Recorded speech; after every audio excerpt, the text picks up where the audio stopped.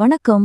நம்ம வீட்டுக்குள்ள திடீர்னு ஒரு பூச்சியோ பறவையோ இல்ல வேற ஏதாவது ஒரு உயிரினம் வந்தா அது நமக்கு ஏதோ ஒரு மெசேஜ் சொல்ல வருதுன்னு நம்மள பல பேர் நம்புறோம் இல்லையா?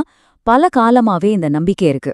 சோ இன்னைக்கு நாம பார்க்க போறது இந்த விலங்குகளோட திடீர் விசிட் நமக்கு சொல்ல வர்ற செய்தி என்ன? அது ஆசிர்வாதமா இல்ல ஒரு வார்னிங்கா? வாங்க பார்க்கலாம். ஆமா, இந்த கேள்விதாங்க பல வருஷமா நம்ம கலாச்சாரத்துல ஒரு பெரிய புதிராவே இருக்கு. சில விலங்குகள் அதிர்ஷ்டத்தை கொண்டு வரும்னு சொல்றாங்க, ஆனா சில விலங்குகள் வந்தா ஆபத்து வரப்போகுதுன்னு சொல்றாங்க. வாங்க இந்த இன்ட்ரெஸ்டிங்கான நம்பிக்கைகளுக்கு பின்னாடி இருக்கிற கதைகளை கொஞ்சம் டீட்டெயிலா பாப்போம். முதல்ல கொஞ்சம் நெகட்டிவா ஆரம்பிக்கலாம். அதாவது துரதிருஷ்டத்தோட அரைகுறைகளா பார்க்கப்படுற சில உயிரினங்களை பத்தி பார்க்கலாம். வீட்டுக்குள்ள இதுங்க வந்தாலே ஏதோ கெட்டது நடக்க போகுதுன்னு ஒரு பரவலான நம்பிக்கை இருக்கு. இதுல ரொம்பவே முக்கியமான ஒண்ணுலேருந்து ஆரம்பிக்கலாம். வாஸ்து சாஸ்திர நூல்கள்ல இத பத்தி ரொம்ப கடுமையான ஒரு எச்சரிக்கை இருக்கு. கரையான் வீட்டுக்குள்ள வந்தா என்ன நடக்கும்னு சொல்ற இந்த வரிகளை கேட்டாலே புரியும். அது வெறும் பூச்சி தொல்லை இல்ல, அதுக்கு மேலங்கிறது ரொம்ப தெளிவா தெரியுது. அதாவது முக்கியமான விஷயம் என்னன்னா, கரையான் வர்றது வெறும் பூச்சி தொல்லை மட்டும் இல்லைங்க.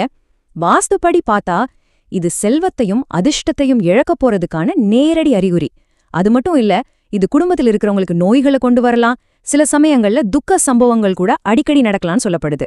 இதுக்கு பரிகாரமா அந்த கரையானோட மூலத்தை கண்டுபிடிச்சு அழிச்சிட்டு வாஸ்து சாந்தி பூஜை செய்யணும்னு சொல்லியிருக்காங்க.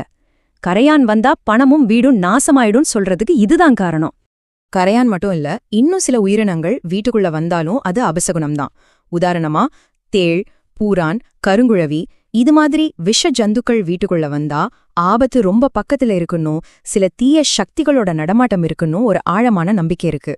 அப்போ வீட்டுக்குள்ள வர்ற எல்லா விலங்குகளுமே நமக்கு வார்னிங் கொடுக்க தான் வருதா? கண்டிப்பா இல்ல. சில விஷயங்கள்ல அர்த்தங்கள் ரொம்பவே காம்ப்ளிகேட்டடா இருக்கும். வாங்க அடுத்ததா அத பத்தி பார்க்கலாம். இதுக்கு தேனி ஒரு பர்ஃபெக்ட் உதாரணம்.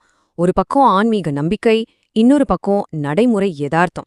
இது ரெண்டும் சேர்ந்து தேனியை எப்படி ஒரு பெரிய முரண்பாடா மாத்துதுன்னு இப்ப பார்க்கலாம். இப்ப பாருங்க, ஒரு பக்கம் வாஸ்துபடி தேனீக்கள் வீட்ல கூடு கட்டுறது ரொம்ப மங்களகரமான ஒரு விஷயம். கடின உழைப்பு, செழிப்பு, செல்வம் இதுக்கெல்லாம் அது ஒரு சிம்பல். தேனீக்களை ஆன்ம உலகத்தோட தூதுவர்கள்னு கூட சொல்றாங்க. ஆனா இன்னொரு பக்கம் பிராக்டிக்கலா யோசிச்சா இது ஒரு பெரிய தலைவலி. தேனி கொட்டினா வலிக்காதா? சிலருக்கு அலர்ஜி கூட ஆகலாம்.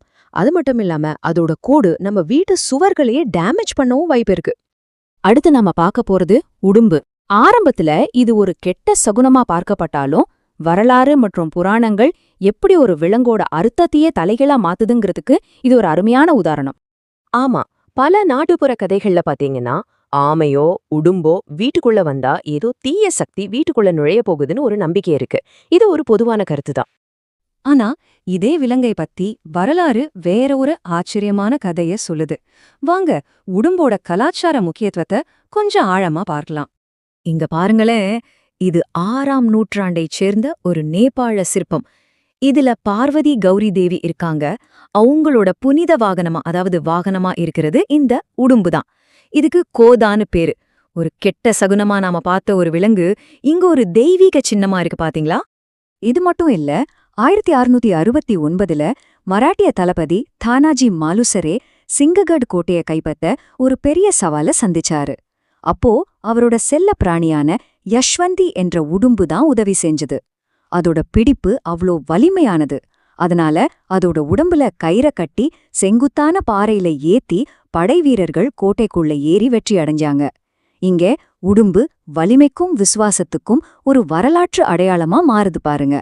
சரி, இப்போ நெகட்டிவ் விஷயங்கள் எல்லாம் போதும். வாங்க நம்ம வீட்டுக்கு வந்தா நல்ல விஷயங்களை கொண்டு வரும்னு நம்பப்படுற சில அதிர்ஷ்டமான விருந்தாளிகளை பத்தி பார்க்கலாம். உதாரணத்துக்கு, புறாக்கள் வந்தா வீட்ல அமைதியும் சந்தோஷமும் வரும்னு சொல்வாங்க. உங்க வீட்ல சிட்டுக்குருவி கூடு கட்டுதா, அப்போ நீங்க சீக்கிரமே புது சொத்து வாங்க போறீங்கன்னு அர்த்தமா. ஆந்த வர்றது லக்ஷ்மி தேவியோட அருளை குறிக்குது. ஏன் ஒரு பூனைக்குட்டி வந்தா கூட புதுசா பணவரவு இருக்கணும். பசுமாடு வீட்டுக்குள்ள வர்றது மிகப்பெரிய தெய்வீக ஆசீர்வாதம்னு நம்பப்படுது. இப்போ இவ்ளோ விஷயங்களையும் பார்த்ததுக்கு அப்புறம் ஒரு விஷயம் தெளிவா தெரியுது. ஒரு விலங்குக்கு நாம கொடுக்கற அர்த்தம் காலத்துக்கும் கலாச்சாரத்துக்கும் அது சொல்லப்படுற கதைக்கும் ஏத்த மாதிரி மாறிக்கிட்டே இருக்கு.